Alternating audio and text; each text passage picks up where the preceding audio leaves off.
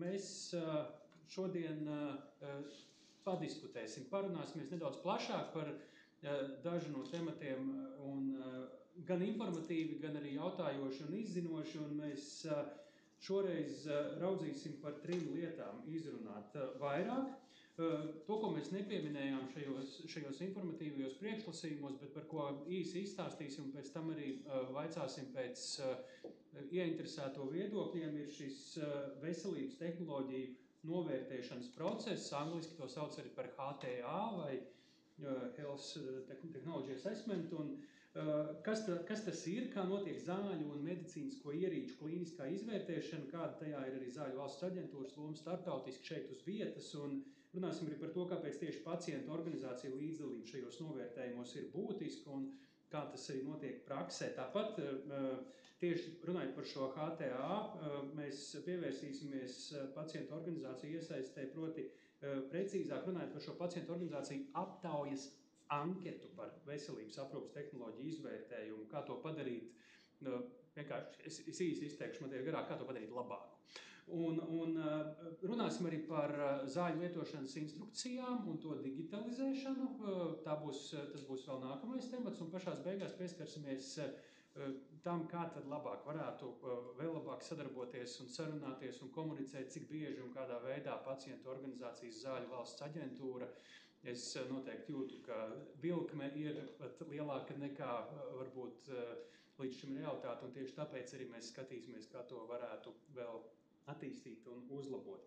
Mēs tā pakāpeniski šeit aicināsim diskusijas dalībniekus, jo es zinu, ka daļa no diskusijas dalībniekiem grib redzēt to, ko sākumā mēs vēl parādīsim, un lai nesēdētu ar muguru, tad vēlāk aicināsim pievienoties. Bet sāksim ar šo HTA, jeb veselības tehnoloģiju novērtēšanas procesu. Par to es laipni lūkšu izstāstīt Zāļu valsts aģentūras veselības tehnoloģiju novērtēšanas nodaļas vadītāju Antru Fogeli, lūdzu. Es saprotu arī nelielu prezentāciju, kur ir vērts paskatīties ar ekrānos. Visi zināt, par ko ir stāsts un par ko ir runa.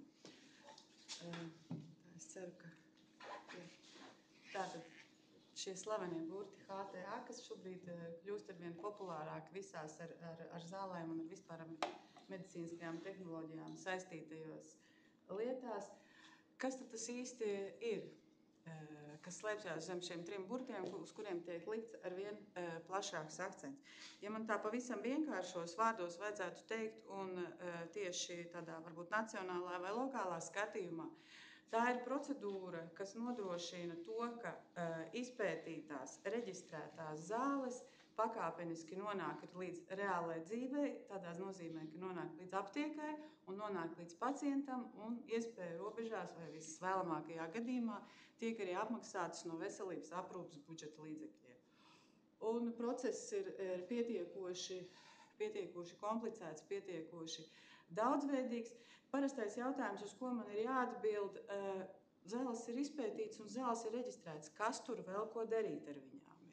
Patiesībā tie ir 2 procesi, kas gluži neatbild uz vienu un to pašu jautājumu. Ja zāļu reģistrācijas process izvērtē, kā jau šodien arī kolēģis teica, zāļu riska ieguvuma attiecību, ko šīs zāles dara, vai viņas vairāk dara labu nekā varētu ar savām blaknēm vai citām parādībām ietekmēt pacientu, tad veselības tehnoloģiju novērtēšanas pirmās daļas, klīniskās daļas jautājums ir, kā šīs zāles darbojās, salīdzinot ar citām pieejamām zālēm, citām pieejamām tehnoloģijām, citu pieejamu ārstēšanas veidu.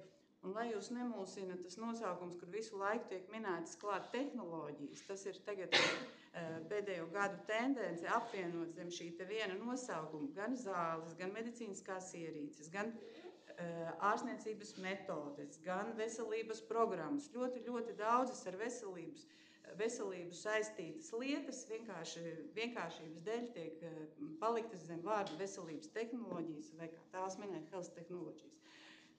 Un tātad šeit ir pavisam varbūt īsi tādi daži jautājumi, uz kuriem ir jāatbild veselības tehnoloģiju novērtējumā. Sākums ir tātad par efektivitātu, drošumu salīdzinot ar pieejamo. Nākošais ir, ko pacientam dod šīs zāles. Tieši pacientam nozīmīgi rezultāti salīdzinoši ar esošajām iespējām. un galu galā, cik tad ir jāmaksā, cik ir adekvāta samaksa par šo te jauno zāļu, jauno tehnoloģiju sniegto papildus efektu vai papildus apdraudējumu, kā kurā situācijā. Es te skatījos vienkārši, kad es gatavojos šai sarunai, kas tas vispār ir, jo, protams, ka es ikdienā nestrādāju ar zāļu ieviešanu nekādā veidā. Bet ar tehnoloģijām. Jā. Tas virsraksts, ko es izlasīju, bija arī no citas puses nedaudz, lai nodrošinātu inovatīvo zāļu ātrāk, kas ļoti svarīgi, pieejamību no tad Eiropā ieviesīs šo vienoto klīnisko novērtējumu. Tad mazliet, tas ir 2 slaidus tālāk, jo mēs par to pieminēsim. Tas man vienkāršāk palīdzēja saprast. Tas ir šī brīža jau skatījums, jo patiesībā process jau ir garāks. Jā. Šobrīd tajā ir iesaistījusies Eiropa savā kopīgajā procedūrā. Pavisam īsi tātad veselības tehnoloģiju novērtēšanā lielos vilcienos mēs dalām 2 jomas, ir klīniskās un ir neklīniskās jomas. Par klīniskajām tātad, kā jau es minēju, tur ir efektivitāte un priekšrocība un salīdzinoši ar pieejamo. Neklīniskās jomas svarīgākā īpaši mūsu nacionālajos apstākļos ir ekonomiskais izvērtējums un arī tiek pievērst uzmanību ētiskiem, organizatoriskiem un dažiem citiem jautājumiem. Kā jūs redzat, process ir ļoti neviendabīgs vai, kā tagad smalki saka, multidisciplinārs. Jaunu zāļu, teiksim, cikls, ko jau es mazliet pieminēju, un kā tas šobrīd izskatās un kā tas šobrīd tiek realizēts. Tātad zāles tiek reģistrētas zāļu aģentūrās. Tā var būt Eiropas centrālā zāļu reģistrācija, bet arī nacionālajās aģentūrās tiek reģistrētas zāles. Tiek pieņemts lēmums, ka zāles ir pietiekoši drošas un efektīvas, lai tās varētu laist tirgu. Nākošais process jau tas, kas jau zināmā mērā paiet zem iepriekš minētā HTA, ir salīdzinošā klīniskā un izmaksu efektivitāte.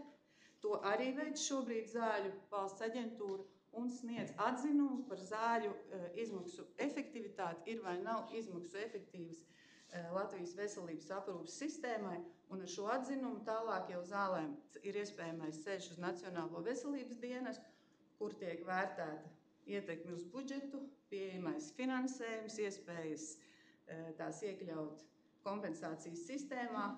Pozitīva lēmuma gadījumā zāles nonāk pacientu rīcībā un dara to, kam viņas ir paredzētas.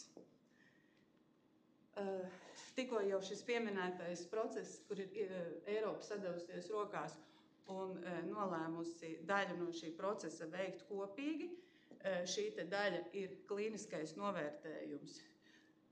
Regula par veselības tehnoloģiju kopējo novērtējumu tika pieņemta jau 2022. gadā, bet no šī gada, no 25. gada, jau ir uzsākti pirmie vērtēšanas procesi. To dara tās pašas Eiropas institūcijas, tad precīzāk Eiropas dalību valstu institūcijas veids šo novērtējumu. Visām valstīm vai visām Eiropas attiecīgajām institūcijām ir iespēja ietekmēt procesu, uzdot jautājumus, komentēt, kā notiek vērtēšanas process. Vēlreiz uzsveru, tas attiecas tikai uz klīnisko novērtējumu, un šī te kopējā klīniskā novērtējuma rezultātā nebūs nekādu ne rekomendāciju, ne ekonomisko kaut kādu apsvērumu, cik tām zālēm vajadzētu maksāt. Būs liels apkopojums par pieejamo salīdzinošo klīnisko efektivitāti, tātad drošumu blakus parādību. Tas būs, vēl nav gatavs, līdz ar to es nevaru pateikt, uz cik simtiem lapspušu būs šis dokuments, bet tā būs iespēja vienā dokumentā sameklēt visu vajadzīgo informāciju, kas ir tālāk vajadzīga nacionālo lēmumu pieņemšanu. Tātad šogad sākās šis process. Varu pateikt, ka ir jau 9 zālēm process ir uzsākts, viņš ir pietiekoši laika ietilpīgs. Sākumā tās būs zāles onkoloģisku slimību ārstēšanai, tās saucamās ATMP, jeb uzlabotās terapijas zāles. Tās var būt dažādām slimībām, tur var ietilpt arī gēnu terapijas, šūnu terapijas un citas ļoti, ļoti komplicētas zāles. No 28. gada būs retās slimības tiks iekļautas, arī retās slimības šī kopējā izvērtēšanas procesā.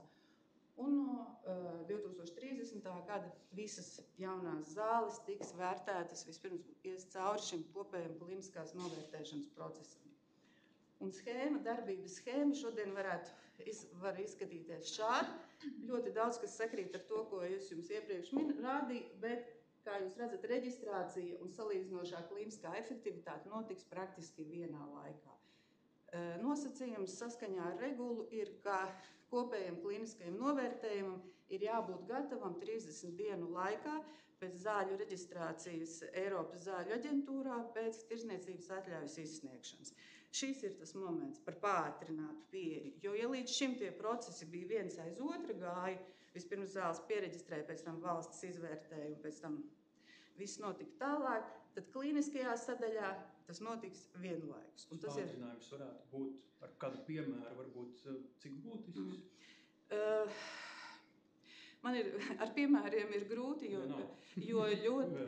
tas ir ļoti no tā atkarīgs. Tas, kas jau pirmajā daļā izskanēja, cik ražotāji ir ieinteresēti nākt uz konkrēto valsti. Tas fails viņiem ir jāgatavo tā vai tā ekonomiskais fails sagatavojas, bet šī kliniskā daļa jau varētu būt kopā valstīs, kur tas ir vienots process. Tātad tur ir ietaupījums, es pieļauju, kaut kādiem vairākiem mēnešiem varētu būt laiki. Mums ir grūtāk izvērtēt.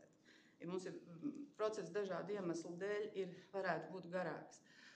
Un vēl ko es gribēju piebilst, tātad tās atbildīgās institūcijas, viena ir Eiropas zāļu aģentūra, kas turpina darīt to, ko viņa jau dara līdz šim, bet viņa arī, tajā brīdī, kad zāles iestājas uz reģistrāciju, viņa sniedz informāciju, ka var uzsākt arī šo te paralēlo klinisko procesu. Un tā organizācija, kura ir atbildīga par kopējā kliniskā novērtējumu un vēl arī dažu citu procesu koordināciju, ir šīs te HTA regulas koordinācijas grupa. Un kā jūs redzat, tas pirmais stabiņš viss ir vienots process. Un tālāk jau iestājās jau līdzīgie nacionālie procesi, tātad ekonomiskais novērtējums, ietekme uz budžetu, tas paliek katras dalība valsts interesēs un atbildībā. To špikot no citām dalību valstīm. Nauda katram savu. Jā.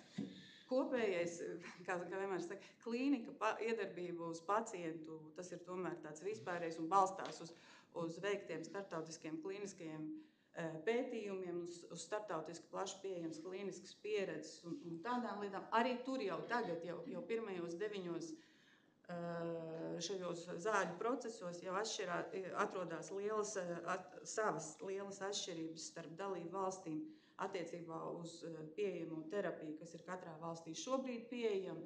Tas ļoti atšķirās gan no finansējuma, gan izrādās arī no dažām kultūras īpatnībām.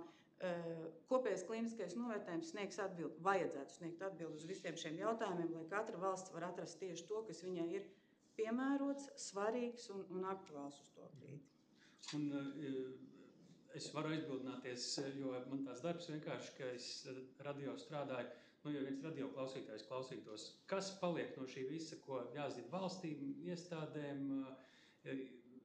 aģentūras darbiniekiem, bet kas būtu tam pacientam, tam klausītājam svarīgā lieta, ko viņš no šī rezultātā beigās tā vienkāršiem vārdiem rezumējot iegūst? Viņš iegūst pārliecību, ka zāles tiek vērtētas caurspīdīgi, jo visi šie procesi būs, ja viņam būs interesi, būs pieejami dokumenti atklāti. Tātad to ir vērtējusi plaša vērtētāju komanda. Tātad viņam būtu jāiegūst uzticība par to, ka tas, kas ir nonācis līdz viņam vai līdz pacientam, vai vispār valstī ienācis. Tā arī līdz šim bija jābūt. Būtu jābūt, bet šeit ir iespēja vēl vairāk to paplašināt. Vienkārši varbūt arī tā ir. Jā, un pavisam īsi, kā jau es te vairāk kārt minēju, ka process ir pietiekoši sarežģīts un tajā ir iesaistīts ļoti daudz ieinteresētās puses vai, smalki sakot, stakeholderi dažādi. Vispirms tie ir zāļu ražotāji, protams, kas ir izgudrojuši zāles, izpētījuši, darījuši visu, lai tās izietu cauri reģistrācijas procesam, šo te risku iegūmu attiecību.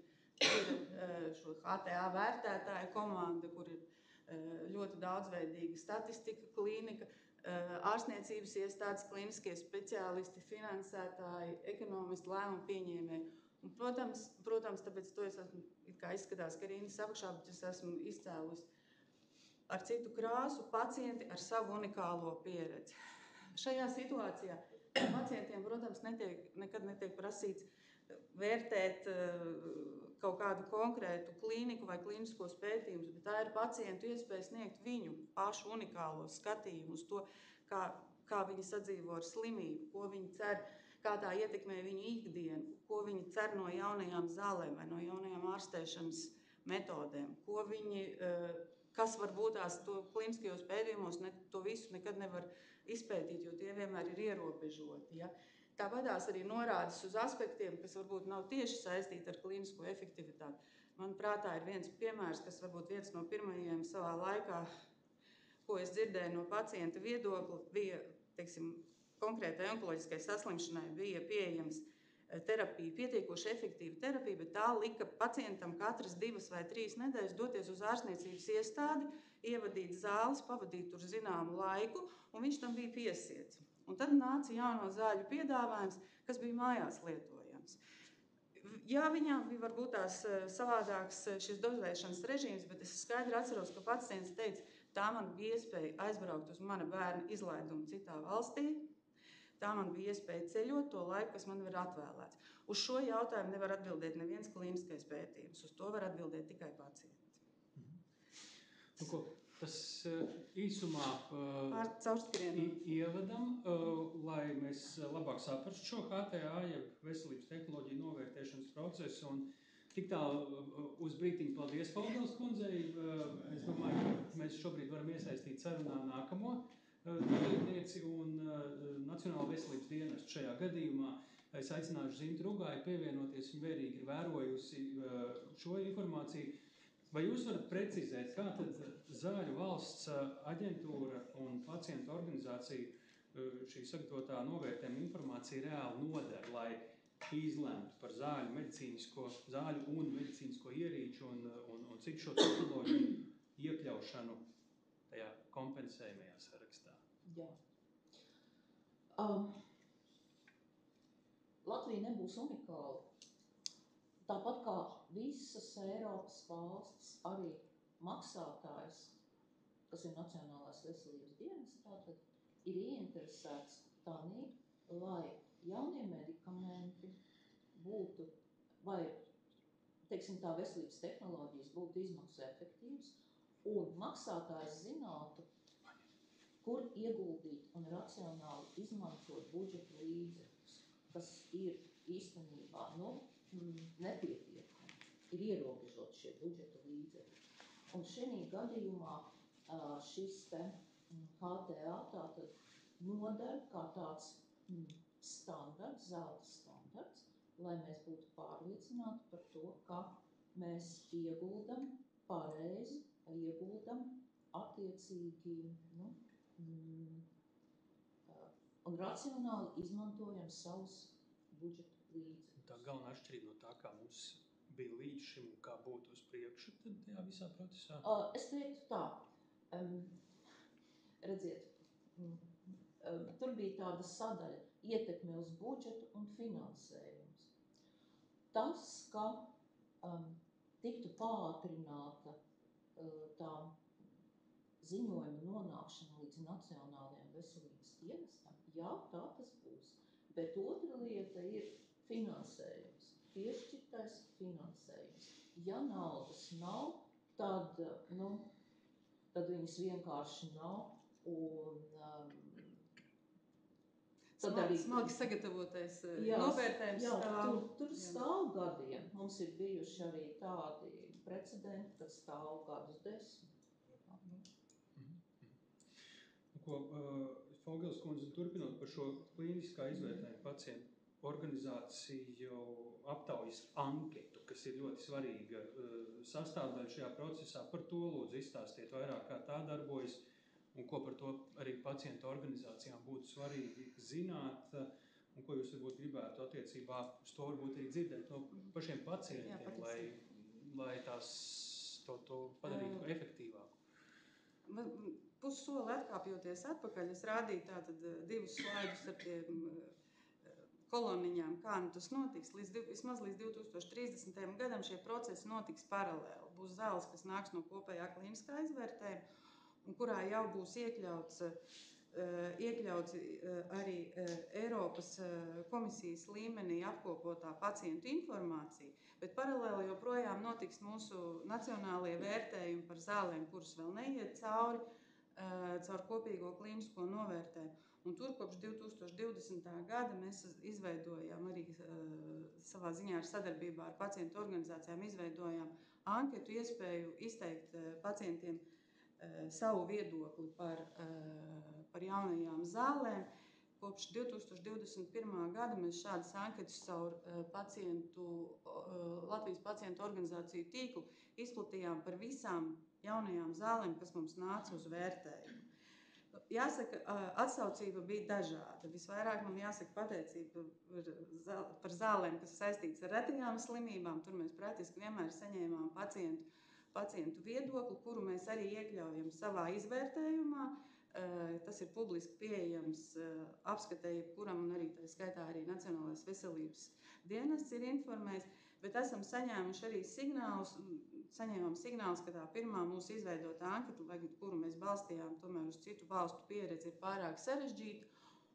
Un pagājušajā gadā mēs izveidojām, mūsuprāt, pavisam vienkāršu iespēju pacientu organizācijām izteikt savu viedokli par jaunajām zālēm un par to, jau, ko es minēju iekšā, par viņu situāciju ar viņu ikdienas problēmu vai ar viņu diagnozu un tā tālāk. Šie ir tie trīs jautājumi, varētu teikt, vai trīs ailītes, kurus mēs brīvā tekstā aicinām apkopot, bet jāsaka godīgi, ka atsaucība nav pārāk liela. Patiesībā tad šis ir tas mans jautājums, kā jūs kā pacientu organizācija pārstāvi saskatat gan to veidu, kā mēs varam apmainīties ar informāciju, un kā jo mums jau ir informācija vajadzīga tomēr diezgan precīzi par to jauno medikamentu vai par to jauno tehnoloģiju, ko mēs vērtējam. Vai papildinājums anketē vai kaut kādu citu ceļu jūs redzat. Jā, tas būtu mans.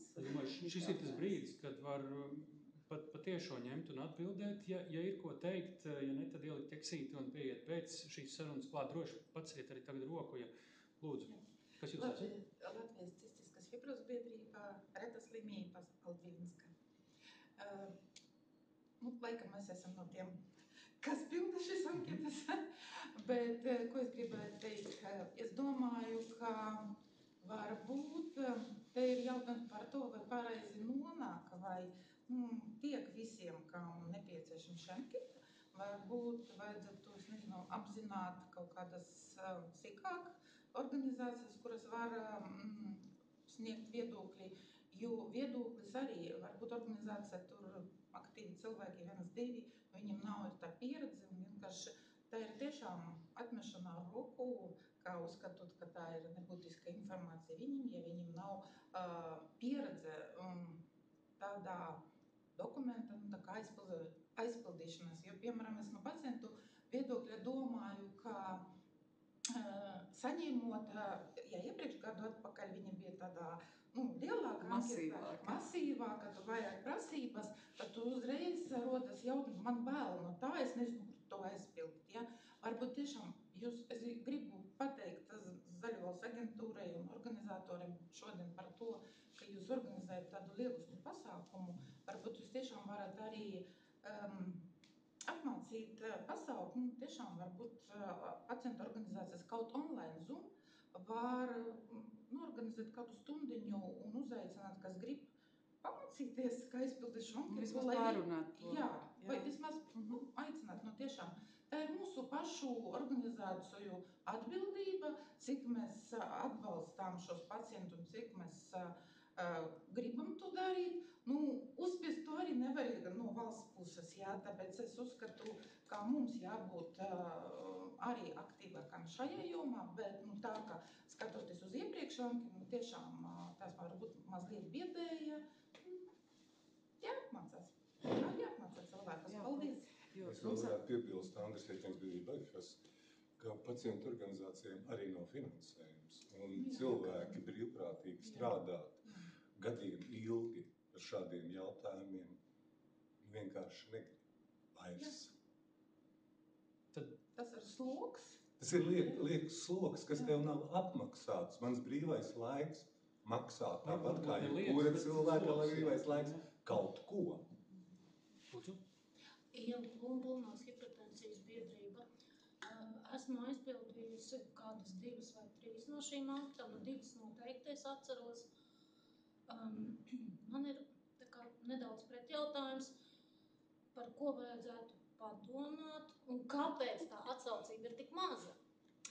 Pirmkārt, motivācija. Šeit jau cilvēki, kolēģi pieskārās motivācijai, bet ir vēl viens tāds motivācijas jautājums. Kādos svaru punktos, cik aizņem šis kritērijs, lai zāles vai medicīnas ierīces, jo ierīcēm arī noteikti ir izvērtēšana vai ne, tiktu kompensējumu zāļu sarakstā, vai ir, vai nav organizācijas viedoklis. Tas ir tā kā viens jautājums, par ko padomāt. Kas ir tas, vai mums tas, vai mēs darām lieku darbu, ķeksīšu pēc, tā ir demokrātija ķeksīšu pēc, vai nav. Un otra lieta par inovatīviem medikamentiem. Tur ir ļoti maz pieejamās informācijas, kā zāles darbojas, vai kā medicīnas tehnoloģija darbojas. Un bieži vien, protams, pacientu pārstāvji ir ļoti izglītoti un paši interesējās un tā tālāk, un tas ir ļoti apsveicami, bet arī ar visu interesi un zināšanām informācija ir ierobežota un ir diezgan pagrūti aizpildīt ļoti inovatīvām lietām, ja, piemēram, es savu pacientu grupu apjautāju, vai kāds jau lieto, vai kādam ir bijusi pieeja. Nē, mēs esam tikai dzirdējuši. Un tad ir pa ziedojumu līdzekļiem, man iegādājās, ārzemēs brauc iegādājās. Varbūt tad tikai es varu no vienīga cilvēka šo informāciju saņemt. Un cik tā ir relevanta, cik nav, jo tās pieredzes ir dažādas. Tas no manas puses komentāri. Te noteikti komentējiet, jā. Es gribēju mazliet vēl piebilst īstenībā to, ka šī ir tāda brīnišķīga iespēja iesaistīties pacientam.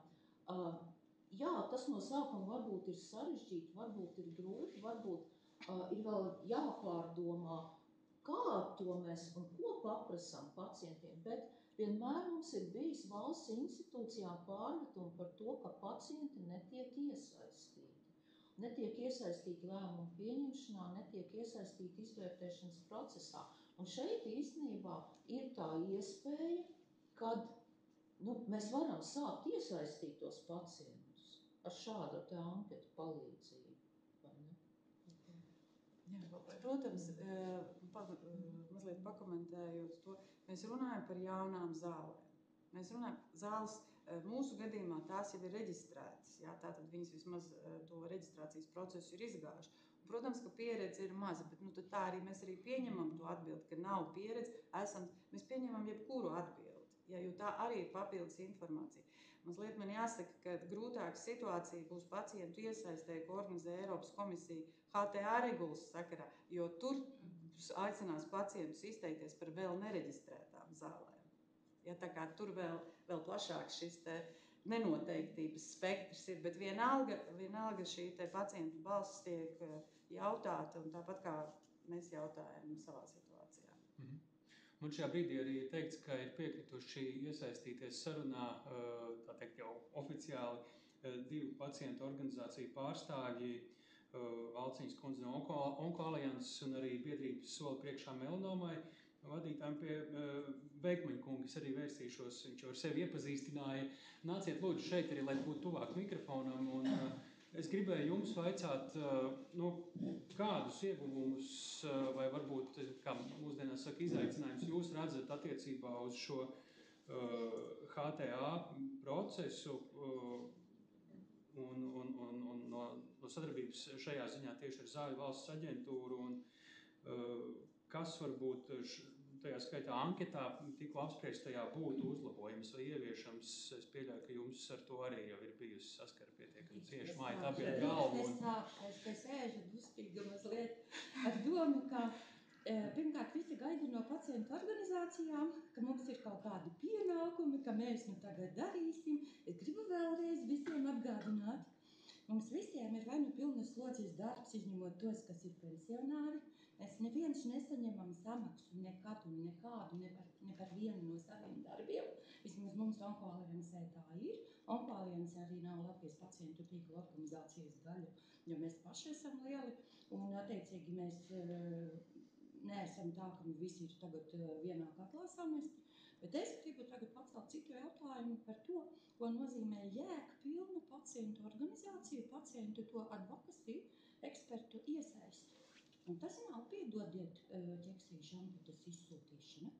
Jēgpilna iesaisti nozīmē iesaisti lielā procesos, tai brīdī, kad mēs runājam par metodoloģiju, kādus kritērijus mēs iekļausim veselības tehnoloģiju novērtēšanā, piemēram, tas, ko darīja Zāļu aģentūra izmaksu efektivitātē.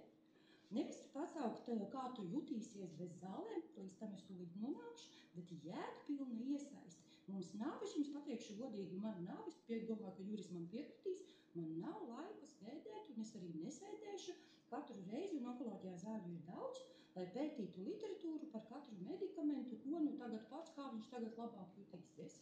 Bet tūlīt par onkoloģiju atsevišķi. Tas, ko mēs gribētu darīt, ko es uzskatu, kas arī vislabāk strādā pacientu aizstāvībā, ja tu esi iesaistījies sistēmas uzlabošanā, ja tu sistēmā kaut ko izlabo tādu, kas kaitē vai traucē pacientiem, ja tas izlabosies, tad pēc tam sistēma pati palīdzēs visiem nākotnes pacientiem. Tātad tas, kas mums lielais ir darbs, tiem, kam ir pilnas slodzes darbs, tiem, kas ir aizņemti, atrast sistēmā problēmas, caurumus, kuri traucē, tos piespiest. Mēs paši kā pacienti vispār neko nevaram izlabot. Mēs tikai varam skaļi runāt.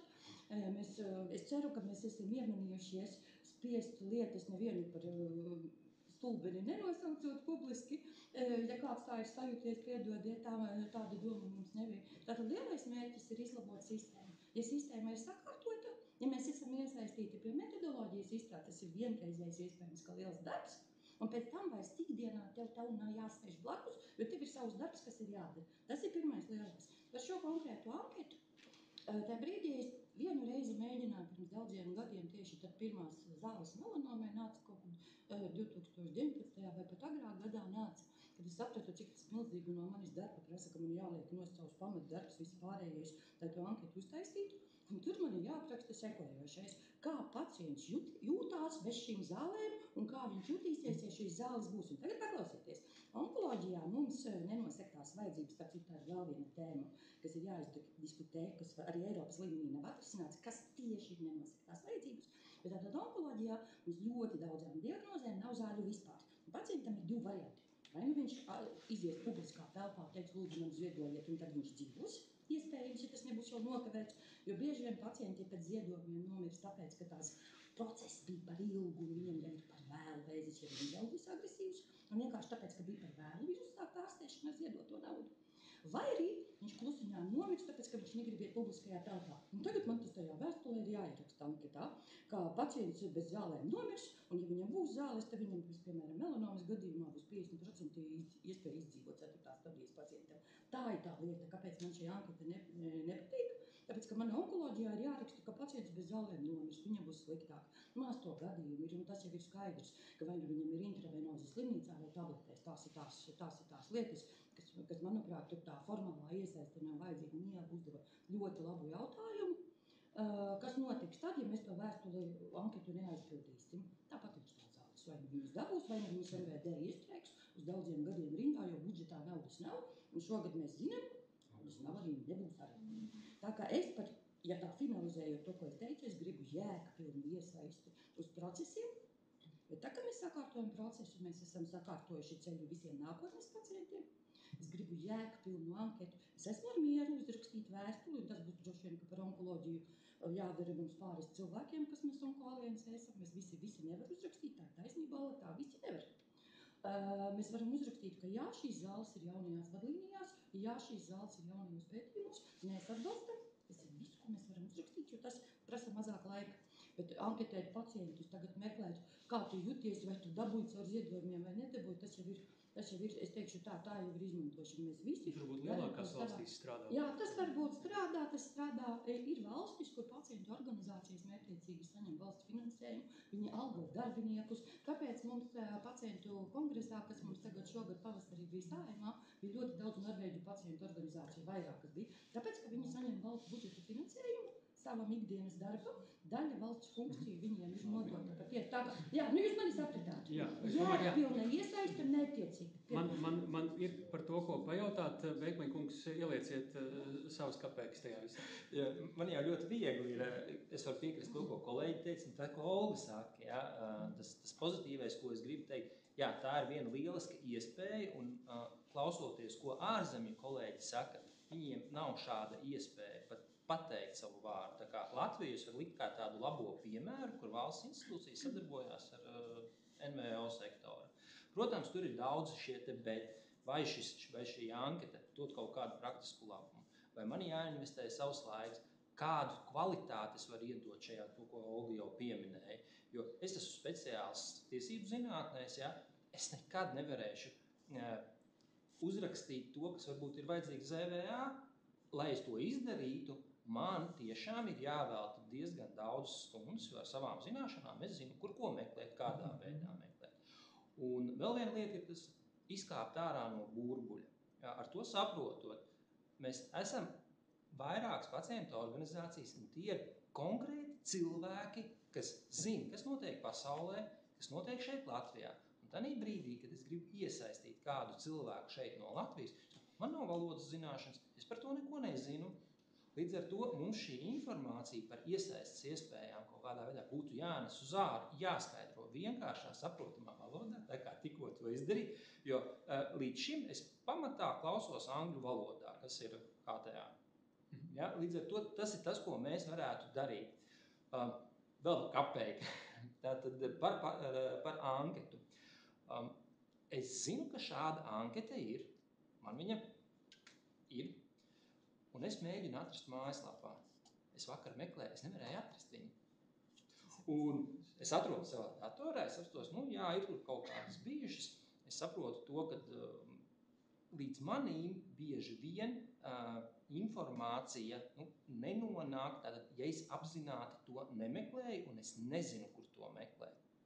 Un līdz ar to ir jautājums, kā tad tie cilvēki, sevišķi, ja mēs runājam par reto slimību jomu, ir viņi tur 3, 4, 5 cilvēki, kuri uz ziedojumu pamata saņem šīs zāles, viņi tagad dzird, kad būs šīs jaunās zāles. Arī kā piemērā, vienreiz nedēļā gāja, tagad varēšu 2 reizes nedēļā ņemt šos medikamentus. Ok, es esmu gatavs to uzrakstīt, bet kur es ņemu šo anketu, kā man uzrakstīt? Tur trūkst tā vienkāršā informācija tiem cilvēkiem, kas stāv uz tās zemes. Un tādā brīdī es atkal Andrim varu piekrist, ok, mēs varam paņemt NVO šos te aktīvos biedrus, kas tiešām darbojās. Tas ir laiks, tātad kādam par to jāsamaksā. Un tad jautājums, no kurienes mēs šo finansējumu varam saņemt? Ir iespējams, es šobrīd, ideju vētrā varu piedalīties, nav problēmas. Ja ražotājs vēlās, lai būtu šāds te pacientu organizācijas atzinums, viņi iemaksā ZVA kaut kādu noteiktu summiņu, un ja šis te atzinums ir ZVA samaksā naudu. Ja es nemaldos, ZVA pat ir MK noteikumos noteikts, kad jūs gatavojat atzinumus, tur kaut kādi 2000 vai cik. Tur reiz iedikās lampiņu, un tas sadārdzina zāli. Tu par pozitīviem atzinumiem tad varētu... Nē, to jau mēs nezinām. Šajā līmenī viņi vēl nav ne pozitīvi. Jā, šajā līmenī mēs nezinām. Tas jau nenozīmē, un tas ir tā augstā kvalitātes latiņa. Tas nenozīmē, ka saņemot atalgojumu no kaut kurienes, tas būs pozitīvs atzinums. Jā, jo tā ir mana reputācija pateikt godīgi, ko es par to domāju. Bet iedomājies, es bieži par to esmu domājis. Es vispār par pacientu sadarbību ar farmācijas uzņēmumu un atalgojumu saņemšanu. Bija vairāki skandāli Eiropas valstī. Iedomājies, ja tavas un tavas ģimenes labklājība ir atkarīga no tavu sponsoru aktivitātes. Agri vai vēlu tu sāksi darīt to, ko viņi grib piedot. Tas ir svarīgi. Labi. Bet ja mēs dzīvošam viens māc mikrorepliku. Faktiski diskusija Hamburgas lieluma valstī ar 1,8 miljonu iedzīvotājiem par to, ka mēs viens otru nevaram sasniegt. Tā ir lieka, mēs viens otru pazīstam, tā valsts ir tik maza. Ar vairākiem ministriem tu esi uz tu bijušajiem vai esošajiem. Zāļu valsts aģentūrā tāpat tās 100 cilvēkus, kas strādā nevalstiskajās organizācijās. To pašu arī zina NVD. Es domāju, ka ir vienkārši tā komunikācija, tas zvans draugam vai zvans tā nevalstiskajai organizācijai. Tas zvans tā nevalstiskajai organizācijai saki, lūdzu, vai tu to esi pamanījis un kāds tev ir tavs viedoklis. Sniedz atgriezenisko saiti. Tā ir mazas valsts. To es sapratu, bet tas, ko es gribēju, ir viena lieta, kas ir realitāte ar to, ka ir šis HTA, ir šīs lielais Eiropas Savienības mehānisms, un lai ko mēs šeit arī domātu vai nedomātu, viņš ir. Jā, es domāju, visi šeit ļoti labi saprata, ne tikai dzirdēja to, ko jūs sacījāt par to, kādas ir iespējas reāli tajā iesaistīties. Bet vai jums ir kaut kāda durvju sprauga, pa kuru jūs redzat, tomēr to var izmantot pietiekami racionāli, jums pietiek arī spēku tam tā skaitā, vai tur tomēr Latvijas gadījumā būtu pilnīgi kaut kā citādāks vai jāapstāst? Es radikalizēšu nedaudz ar piemēru, kur, piemēram, jūs aptaujā, bet anketu aizpilda kolēģis šeit, piemēram, vai nereāli beigās, jo viņām tas ir varbūt saprotamāk, vienkāršāk, vai arī tas arī jūs sakāt, mums nav iespējams. Es mēģinu saprast, vai jūs viens otram acīs skatoties varat atrast kaut kādu to saskars punktu, kur, piemēram, šo pašu anketu ir iespējams izmantot tā, ka tas iedod kaut kādu rezultātu par, es absolūti melni runājot, nomirst par dažiem pacientiem mazāk tāpēc gadā, vai ne? Kas ir tas, kur varbūt var atrast to ceļu, kur to var izmantot? Es pārliecināta, ka vienmēr var atrast, bet man tikai gribētu vajag. Ja mēs, piemēram, es par onkoloģiju tikai, retās slimībās, tur, kur ir pacientam tiešām ir dzīves kvalitātes uzlabojums, kurš vēl iepriekš nav mērīts, tur ir sarežģītāk onkoloģijā, kur mēs runājam par dzīvību glābjošām zālēm. Ja mēs saņemtu īstu Luksafora principu anketu, jā, nē, varbūt jau, kur var ātri googlēt vai kaut kādā formā drošā aizpildīt, kur, piemēram, ir jaunās zāles, viņas jau ir iekļautas NCCN, ASKO vadlīnijās, ka obligāti 1., 2., 3. līnija nav svarīgi. Latvijā būs tik un tik pacienti, tas un tas būs, vai pacientu organizācija atbalsta, ka šīs zāles ir vajadzīgas. Pilnīgi noteikti, es visu saspiedīšu čekstīšus, un tas man aizņems piedot 20 minūtes atvērt vadlīnijas, salīdzināt, ko es vienmēr daru, citādāk nekad. Beigās telefona numurs, kur kas pie. Jā, un viss, jā, to es varu izdarīt par visām onkoloģijas zālēm, tas nav sarežģīti. Bet tā kā kaut kas jāraksta, Ļoti vienkārši un ātri. Jūsu secinājumi no tā, ko mēs tikko dzirdējām? Daļa jauno zāļu vēl nav nemaz iekļauts vadlīnijās tajā brīdī, kad viņas iet uz izvērtējumu. Nerunāsim par Eiropas. Bet viņām jau ir, es teikšu, piemēram, es ļoti labi zinu, cik šobrīd medikamenti izstrādā uz melanomu. To mēs jau zinām, kas notiek. Tā ka nav tā, ka mēs nezinām, kas tirgū notiek. Stāvot tās zāles onkoloģijā mēs zinām. Iedodam to finālu vārdu arī Zāļu valsts aģentūrai, lai ir tas tā atbilde, un mēs pēc tam varam jau pēc tam atspērt acīs. Es varbūt līdz atbildē mums vēl ir kāds brīdis, ja tādai viennozīmīgai atbildē. Es dzirdēju to, es varbūt nesaukšu to par pārmetumu, bet vienkārši to informāciju, ka mēs viens otru pazīstam un ka līdzinājais ceļš nav darbojies. Acīm redzot, mēs pārāk daudz cerības likām uz pacientu organizāciju tīklu, bet kuri arī rūpīgi strādāja, lai nogādātu anketas pēc iespējas piemērotām asociācijām. Un, ja mājaslapā vēl nav, bet mēs par to daudz domājam. Es parādīšu būtās, ka mūsu mājaslapā ir informācija, kur jūs varat redzēt gan zāles, par kurām ir sniegti atzinumi, gan zāles, par kuras ir vēl izvērtēšanas procesā. Un mums bija tāda šķēpu laušana. Protams, ir ļoti vienkārši, ja varētu teikt, ka zāles ir, piemēram, tur, vienalga kādai, piemēram, onkoloģiskai saslimšanai. Bet tajā brīdī, kad nāk iesniegus, viņi ir ne tikai šai onkoloģiskai saslimšanai, bet arī kaut kādai specifiskai pacientu grupai, ko mēs šajā stadijā varbūt vēl nevaram attēnot publiskajā informācijā, jo nav vēl līdz galam pabeigts. Un tāpēc mēs darbojāmies pēc šī principa, ka mēs centāmies savus anketas, tā varētu teikt, personalizēt, un tai asociācijai, kurai viņi tiek nosūtīti, viņi saņem visu informāciju, gan par diagnozi, gan par potenciālo pacientu grupu. Un mēs apsvērām variantu, ka mēs ieliekam mājaslapā pacientiem vispārēju anketu, un ja kāds, teiksim, pacientu organizācija ierauga, ka viņš nav saņēmis no mums anketu un ierauga, ka ap viņa interesējušām zālēm notiek darbības, ka viņš var to aizpildīt pastāk. Bet šī te pacientu grupas noteikšana, tā ir tāda varbūt šaura lieta. To mēs neesam vēl īsti arī idejiski atrisinājuši. Tas būs tas, ko es par ceļiem. Šobrīd es atveru tieši šo lapiņu, es skatos, kas ir kaut kas svaigs parādījies, un vai tas ietilpst manā interešu lokā. Tad es ar pirkstu velku līdzi, un tanī brīdī es varu izvēlēties, vai nu es kaut ko rakstu jums, vai es neko nerakstu. Cik es kāds? Tas jau arī ir baigais darbs sēdēt un...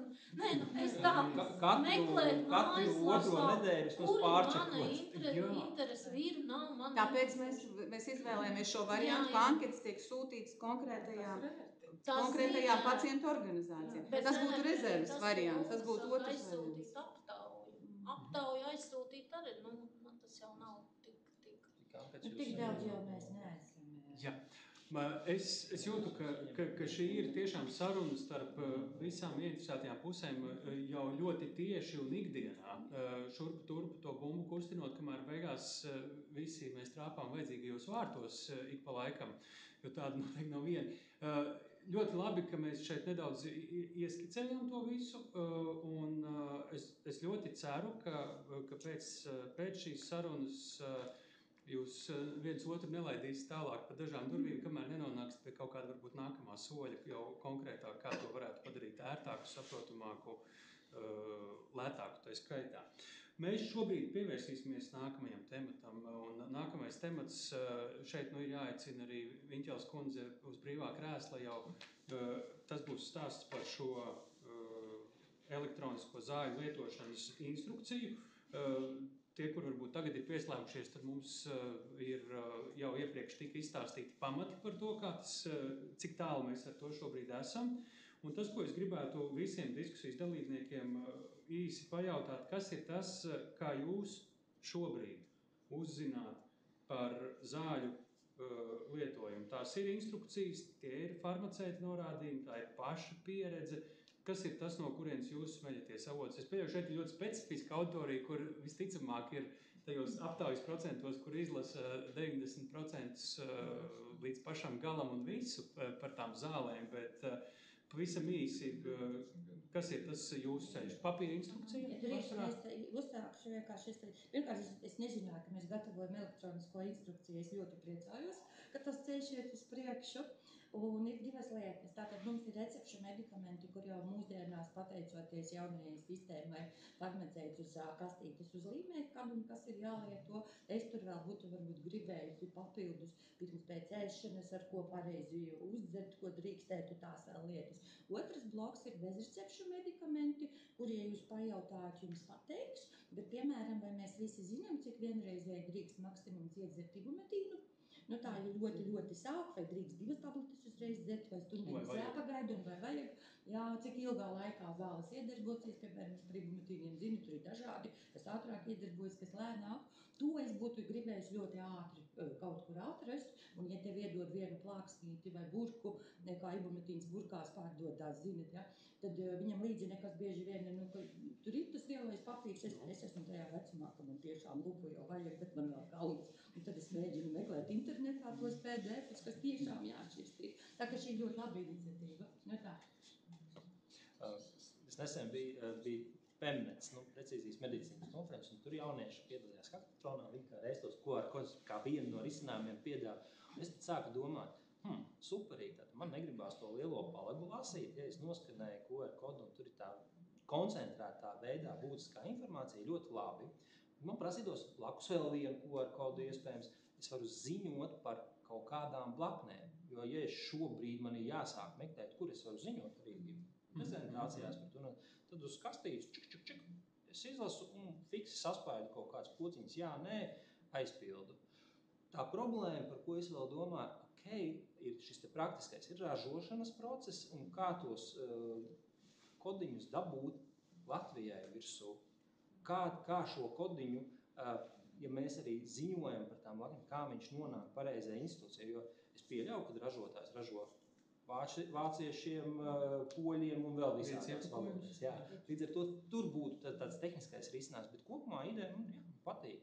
Protams, ir jāpadomā arī par tiem cilvēkiem, kuri šīs tehnoloģijas nelieto. Tad kā mēs varam atrisināt šo problēmu? Jo ir tādi, kuri tomēr grib atvērt, jā, viņiem lieliem burtiem un izlasīt.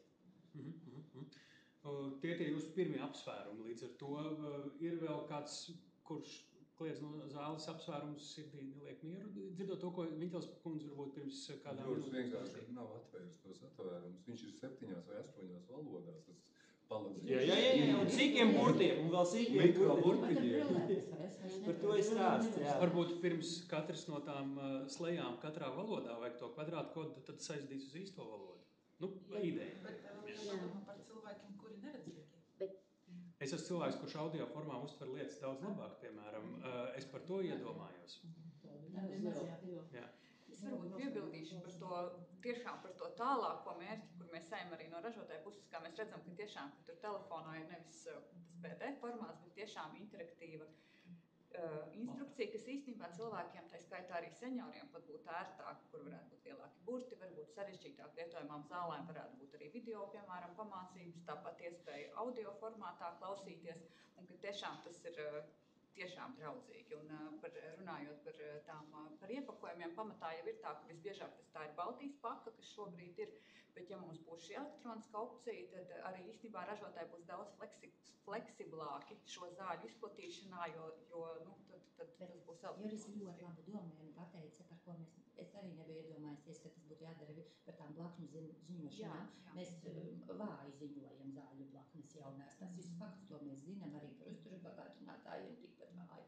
Kad, ja tas būtu viena vieta, kur pacientam ir ērta vieta pastāstīt, kas tev tur bija, un viņš zina, ka nospiežot vienu pogu, ierakstot, viņš var noziņot, un tāpēc tam viņš atļauj vai neatļauj, lai viņu sazinās tur plašāk. Tas būtu forši.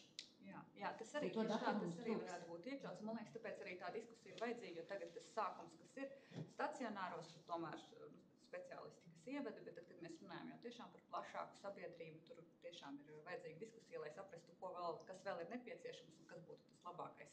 Uz zālēm uzlīmēt cenu, varbūt blakus par to Latvijas kvadrātkodu, piemēram, vai līdzīgi. Bet mēs šobrīd jau, Viņķels kundze. Dažās lietas, es gribēju teikt, ko Olga minēja, ka pacientu iesaistē ir jābūt jēgpilnai. Un šis ir tas īstais brīdis, jo vēl elektroniskās instrukcijas pacientiem nav.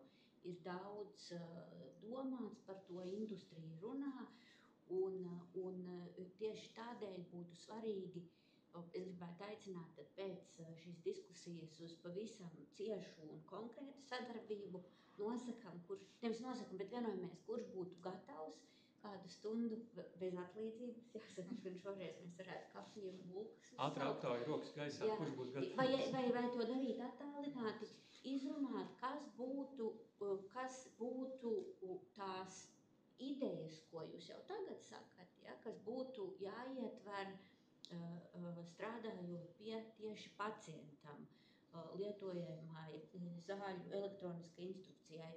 Jo šeit ir viena no tām reizēm, kad var mēģināt Latvijai netipiski nesačakarēt, piemēram. Tas projekts ir tikko sākumā, un tas, kādēļ zāļu aģentūra ir ieinteresēta, un mums vajag to jūsu vadošos norādījumus, jo visdrīzāk zāļu aģentūra būs tā vieta, kurā šīs elektroniskās instrukcijas glabāsies, jo kaut kur tam ir jābūt. Pie ražotājiem visdrīzāk tas nebūs, tad ir jābūt vietai, kas atbild un garantē, ka tā informācija ir aktuāla, patiesa un saskaņota ar ražotāju. Tas nozīmē, ka mums būs jāmeklē tie tehniskie risinājumi, mums būs mūsu IT kolēģiem jāskatās, kādā formātā to darīt. Un mana pārliecība ir, lai to lielisko ideju nenokautu, tad labāk tomēr ir nesākties ar kaut kādiem pusrisinājumiem, ar tiem neveiklajiem PDF dokumentiem, kurš ir patiešām grūtāk navigējami, sevišķi telefonē. Mēs zinām, ka visdrīzāk tas tiks lietots telefonā. Tas radīs drīzāk nepatiku un neizpratni nekā atbalstu. Un tas, kā papīra instrukcijas kopā ar elektroniskām būs vēl gadiem, par to jau arī nav šaubu. Ja? Mēs nevaram pateikt šobrīd brīdi, kurā tad tās dubultās instrukcijas tiks pārtrauktas, bet izmantot iespēju un salikt visu, ko vien, pat ja mēs nevaram uzreiz to audio pievienot, tad programmējot vai kā lai tas saucās, dizainējot elektronisko instrukciju, jau laikus paredzēt iespēju, ka te varēs to audio failu pievienot vai te varēs to video pielikt klāt. Bet sākt kaut vai ar to, ko jūs no pacientu viedokļa uzskatītu par svarīgu. Kā teica, piemēram, kā lietot. Tu atver to failu un uzspied lietot. Ja? Vai varbūt var jau pat specifiskākas lietas. Klausījos vienu industrijas semināru Briselē, kur patiešām tās idejas bija brīnišķīgas. Ja? Bet tu vari pat līdz personificēšanai. Ja? Tur vecums, dzimums, ja zāles specifiski kaut ko uz to nosaka, ja? Bet uzreiz var atsijāt, ka tev no tā lielā informācijas palaga sagatavo koncentrātu, kas ir tieši tev domāts. Jūs jautājāt par to, vai mēs esam gatavi strādāt, un es teikšu, ka šis formāts īsi sanākt uz stundu, izrunāt tehniskas lietas ir vislabākais. Vissliktāk, ja piedodiet, ir vienas dienas pasākumi, kur jāņem ir pilnīga brīva diena, tu esi prom no visa, jāatliek visi darbi malā, ļoti jāizvērtē, vai obligāti ir jātiekās klātienē. Mēs arī bez bulciņas varam iztikt, ja tā pavisam godīgi. Dažiem arī būtu jāiztiek, jā. Vai to var darīt attālināt vienādreiz. Vislabāk, ja tā ļoti subjektīvi, visforšāk ir, kad daļa materiāli ir atsūtīti iepriekš, lai nav klātienē jāstāsta garlaicīgas prezentācijas, ko visi jau ir apskatījušies. Mēs atnākam sagatavojušies, ātri izrunājam, jau ar viedokli jau noformulētu, ātri izrunājam, un tad mēs esam iesaistījušies procesa sākumā, mēs esam jau savu viedokli izteikuši, un pēc tam tā vairs ikdienā mums vairs nav jāsēž stundām, jābūt klāt visu kaut kur, vai anketas visādas par katru tagad recepti, vai par katru instrukciju jāpilda. Mēs to, ja procesa sākumā tu esi bijis klāt, tas ir vislabākais. Un uz stundu konstruktīvi sanākt ir vislabāk. Pēc pusgadu uz updateiem. Apmēram, jā, atkarībā no procesa, atkarībā no tā, kas tiek darīts. Piemēram, ar NVD par zāļu rindu, tad pusgads ir par ātru, viņiem budžetu tik bieži jauni nedod klāt. Ir vasarā tā kā maina. Bet, par ko citu, ja ne par digitālajām instrukcijām, lai sanāktu digitāli un īsi un koncentrēti? Es gribēju vēl noslēgumā Viņķeles kundzei pajautāt, varbūt ir precīzāk, ka jau nedaudz pieredzē, ja reiz šeit ir tāds fórums un ja reiz mēs šeit esam uz to vienas dienas pasākumu atnākuši no slimnīcām, varbūt tur jau ir kaut kādi secinājumi no šī pilota projekta, ko varbūt tiešām būtu jāņem vērā un jāliek aiz auss par to domājot jau uz priekšu. Subjektīvs jautājums ir, cik mēs varam attiecināt profesionāļu lietošanas pieredzi ar pacientu. Ja? Man šķiet, ka tomēr tās ir dažādas auditorijas. Ja? Tur ir vērā ņemama, bet arī viņi ir lietojuši to pašu plakano PDF materiālu. Ja? Tā kā mēs varam, tas tā kā ar tām zālēm, kuras neviens vēl nav lietojis, ja? Kuras neviens vēl nav redzējis. Ja? Šeit tā elektroniskā instrukcija ir primitīvākajā veidā iespējams. Viņš ir tas pats PDF formāts zāļu reģistrā, vienkārši kastītē nav papīrs ielikts. Ja? Bet mēs jau runājam par kaut ko, kas nav tikai teksta pārcēlums PDF formātā. Labi, vai par šo vēl kādam ir, kas ļoti būtiski piebilstams par zāļu elektroniskajām lietošanas instrukcijām? Man liekas, ka es domāju, mēs iestādījām labu sēkliņu tālākai sadarbībai šeit. Mēs dzirdējām, kāda veida būtu visērtākā, tas svarīgi. Un, ja reiz par turpmāku sadarbību runājam, tad es arī mēģināšu mēģināšu saprast, kādas jomas un projekti jau izejot ārā no mūsu iepriekšējiem tematiem, jūs kā pacientu organizācijas būtu tās lietas, kur jūs redzētu, ka jūs vēlatos aktīvāk sadarboties ar Zāļu valsts aģentūru, kur jūs, prāt, vēl jūs saredzat šo savu organizācijas lomu dziļāku un arī Zāļu valsts aģentūras lomu dziļāku. Vai jūs varat šeit sev kolēģiem pateikt jūsu redzējumu? Es pieļauju, ka par katru jomu jūs no savas biedrības varētu gribēt, lai dziļāk tā saruna ir, bet tomēr paskiet, varbūt, jūs savā starpā arī komunicējat, varbūt ir kaut kāds valdošais vējš, ko jūs jūtat. Es tagad tad nopūtu gribētu teikt, tas ir kapacitātes jautājums. Ja? Jo mēs tiešām ikdienā darām citas lietas un tagad iedziļināties. Un, ja es salīdzinu savu personīgo šo te darbu NVO sektorā ar savu profesionālo, tad es tā neviļas jūtu tik brīdim, kad es tajā NVO sektorā noziedoju savu laiku daudz vairāk nekā es pelnu naudu. Un tas ir tas kapacitātes jautājums, kā mēs viņu varam atrisināt, jo es ticu un es redzu, ka Latvijā mums ir tiešām ļoti profesionāli šie te pacientu pārstāvi, bet, diemžēl, viņiem arī kaut kas uz tās maizītes jāuzliek ir virsū. Ja mēs atrastu valstiskā līmenī šo te risinājumu, kā mēs varam stiprināt pacientu NVO šo kapacitāti, es pieļauju, ka tā sadarbība būtu kā vēl viens liekas darbinieks veselai virknei institūcijas, tā skaitā arī ZVA. Bet es tomēr neesmu tik kritiska, kā es sadzirdēju no tevis, ja, ka mēs bez maksas neko nedarīsim. Es teikšu tā, ka... tā nav, protams. Jā, es, piemēram, esmu tā sevi izlēmusi, ka vairāk 10 stundām nedēļā es negribētu onkoloģiju vai veltīt. Un man tagad šobrīd tāds periods dzīvē, ka es vēl mazāk varu atļauties. Bet tās lielās lietas, ja mēs varam strukturēt, tikties par tehnisku lietu, tas, ko es vēlreiz, es izteikusies, tāpēc es plusēju, ka ja mēs runājam par jēgpilnu iesaisti, nevis ķeksīšu aktivitāti, kur kaut kādā tabulā parādīt ir vai nav kaut kāds atziņums bijis, ja mēs varam vienoties par lielajām lietām, ka par pieeju kaut kādu, piemēram, par Nacionālo veselības dienestu, par to garo rindu, man ļoti gribētos to prioritizācijas rīku, ja mēs tur esam iekšā, vismaz mēs nedrīkstam būt tie, kur izlem, kuras zāles ir labākas, jo tad mēs sakašķēsimies savā starpā, jo onkoloģija teiks, ka viņiem vajag vairāk, citi teiks, ka vairāk, tā ir cita lieta. Bet par metodi, kā mēs izvēlamies, kas ir, kā nosaka prioritātes, tur mēs gribētu būt klāt. Ja mēs vienojamies kopīgi par pamatprincipiem, kaut vai kādas dimensijas papildus mēs veselības tehnoloģiju novērtējumā liekam klāt, tad tā ir cits saruna. Mēs nekādā gadījumā nedrīkstam nostādīt diagnozi pret diagnozi.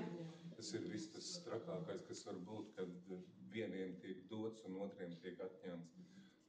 Tam būtu jābūt konsolidēt un faktiski to pacientu organizācijas sadarbībā Latvijā, manuprāt, ir ļoti uzteicama. Ir citās valstīs pieredzēts, ka pat vienas nozares organizācijas viena ar otru sarunājas caur tiesu. Tā kā mēs, paldies Dievam, visi mīļi un labi sadzīvojam visās nozarēs. Mans tas ieteikums, ko es gribēju vēl, es daudz runāju, bet šoreiz īsi par sadarbību ar Zāļu aģentūru un gribētos saprast tos mehānismus un tos instrumentus, kādi ir Zāļu aģentūras rokās, lai šajos ģeopolitiskajos apstākļos rastu iespēju mazināt zāļu pārtraukumus un arī, teiksim, pārēju uz citām terapijām, hroniskajiem pacientiem. Es to paskaidrošu, kāpēc, ļoti īsi. Teiksim, HIVā ir cilvēks, ja viņš ir 15 gadus dzēris rozā tableti un šobrīd tai aptiekā nav un viņam iedod zilu, viņš ir pārliecināts, ka man tā nepalīdzēs. Un kāpēc es par to HIV gribu runāt? Ja piedodiet kolēģi, bet ciniski, ja onkoloģijā un cukura diabētā mēs nodaram pāri tikai sev, tad HIVā pārtraucot terapiju, mēs varam nodarīt pāri arī tiem citiem saviem seksuālajiem partneriem. Tur ir tā problēma un tas atšķir infekcijas slimības no tām individuālām kas skar tikai katru individu atsevišķi. Un tādēļ man uztrauc tas, kas bija gada sākumā ar trilmeku, man uztrauc, kad viņš nebija pieejams un līdzmaksājums bija ahūns, piedodiet par rupjību. Un man uztrauc tas, kad augustā savukārt ar Davāto bija zināmas problēmas pacientiem saņēmt. Biedrības iekšienē mums čatiņš viens otram aizdot, kas ir pretlikumīgi, ja? Bet visi 6000 nav biedrības biedri, ja? Un cilvēki ar lielākām caursešanas spējām vai ar lielāku drosmi, viņš atradīs to iespēju. Bet atkal... Tad uz ko jūs aicināt beigās? Es aicinu izmantot tos instrumentus un mehānismu zāļu valsts aģentūrai, lai šie preparāti netrūktu. Ja arī trūktu, tad lai laicīgi to zinātu ārstējošie ārsti, speciālisti, infektologi. Jo pirmīt bija saruna par zālēm, ka tur var dzert 2 tabletes 5. Ja? Ģimenes ārsts ir zvana attālumā, bet mēs visi zinām, kādas ir rindas pie speciālisti, lai tu varētu nomainīt to terapiju arī. Laikam tā bēdīgā nots jāiemet. Vakar bija Saeimas sociālo lietu darba komisijas sēde par kritiskajām zālēm un klausies, un tā saproti, viss ir tik ļoti slikti, kad mēs neesam gatavi arī pat pie krīzes situācijām kaut kādām visām. Līdz ar to, ja mēs runājam par hroniskiem pacientiem, vai skatos uz reto slimību jomu, tad noteikts krīzes situācijā viss būs ļoti slikti manā ieskatā. Mēs neesam gatavi. Jā, mums droši vien rezervas arī nav apjomīgas. Jā, man ir bijis jāvada viena diskusija tieši par zāļu rezervēm, ko inicijēja, ja es pareizi tagad atceros, ražotāji un turklāt mūsu pašu vietējie. Tas ir temats, par kuru arī mediji mēs esam runājuši, un tas ir svarīgi. Tas ir mūsu valsts drošības jautājums faktiski. Un, jāsaka tā, es pamanīju mājienu tur aizmugurē. Es domāju, ka daudz tam piekritīs. Mums arī ir jāskrien, tā teikt, tālāk rosīties visiem. Ļoti liels paldies. Es domāju, Zāļu valsts aģentūra šo visu ir dzirdējusi, varbūt pat ierakstījusi Zoomā to visu, lai pieķeksētu un mēģinātu darīt lietas tālāk uz priekšu. Un ļoti liels paldies, ka jūs šodien čakli runājāt, jo tieši tas arī bija tas mērķis, kas man bija pirms tam iečukstēts, ka cilvēkiem ir jārunā šeit, šī ir tā vieta, un lai pēc tam mēs runātu varbūt vēl vairāk un konstruktīvāk, laiktaupīgāk un līdzīgi. Paldies visiem klātesošajiem un lai jums cik vien var būt laba veselība un labs šis atlikušais dienas posms. Es atļaušos tomēr noslēguma vārdus arī pateikt. Liels paldies, ka jūs tomēr veltiet laiku, lai atnāktu uz aģentūru, lai runātu ar mums, lai runātu par problēmu, lai pateiktu, kas skaiš un kādas ir problēmas. Un, ja jūs neizmantojat šo iespēju, lūdzu iesūtiet arī mums savu viedokli. Mēs varam palīdzēt tikai tiem, par kuriem mēs zinām, par kurām bēdām mēs esam informēti, kuru viedoklis ir pausts. Ja kāda asociācija vai kāds pacients atsakas atnākt pie ārsta, viņš nedabū ārstniecību. Ja viņš neaiziet uz aptieku, viņš nedabū zāles. Ja viņš neatnāk pie kompetentas iestādes un nepasaka savu viedokli, viņš nedabū sistēmisku risinājumu. Ja atsakas aizpildīt ankētu, tad viņa viedoklis ir 0. Un attiecīgi arī mēs nevaram rīkoties. Varbūt mums citreiz ir sāpīgi dzirdēt kritiku, tīpaši kā valsts iestāde, bet lūdzu, jūtaties brīvi. Mums ar kolēģiem āda ir pietiekami bieza, lai atšķirtu emocijas no tā, kas aiz emocijām ir objektīvi svarīgs un kāpēc tas emocijas ir paradījušas. Es nekad nesapratīšu cilvēkus, kuri cieš klusējot. Un lūdzu, nedariet tā. Lūdzu, informēt mūs, kā mēs varam būt noderīgi. Un es apsolu, ka direktora vietnieks farmācijas jautājums, Sergejs Sakovičs, mani kontakti arī ir pieejami, kā mani kolēģi ir sadzirdējuši. Ņems vērā to, kas tika izteikts. Mēs piedomāsim klāt par to, kā nopublicēt arī aptaujas un kā padarīt šo informāciju pieejamāku un saprotamāku, bet lūdzu, dodiet mums atpakaļ saiti. Kaut vai fuj, mums atkal tas nepatīk. Mēs augsti vērtējam arī šādus viedokļus. Paldies! Paldies! Tur arī kontakti saziņai, tos var pierakstīt un droši sarunājamies. Līdz citai reizei!